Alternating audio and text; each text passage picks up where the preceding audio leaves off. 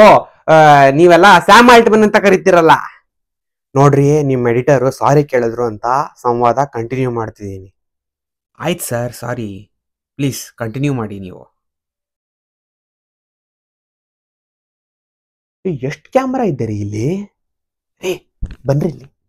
ನೀ ಆಗ್ಲೇ ಕಿರ್ಚಾಡದ್ನಲ್ಲ, ಅದನ್ನ ಕಟ್ ಮಾಡ್ತೀರಾ ತಾನೆ?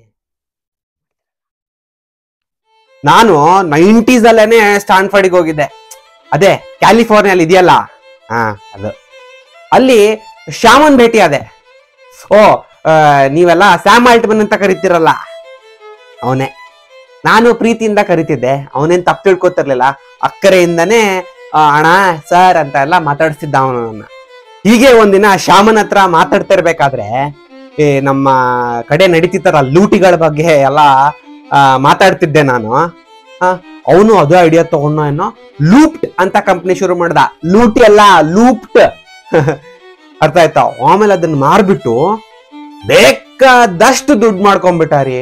ಅಯ್ಯೋ, ನೀವು ಕೇಳಬೇಡಿ. ಆಮೇಲೆ ಹೀಗೆ ನಾನು ಅವನ್ಗೆ ಅಡ್ವೈಸ್ ಕೊಡ್ತಾ ಇದ್ದೆ.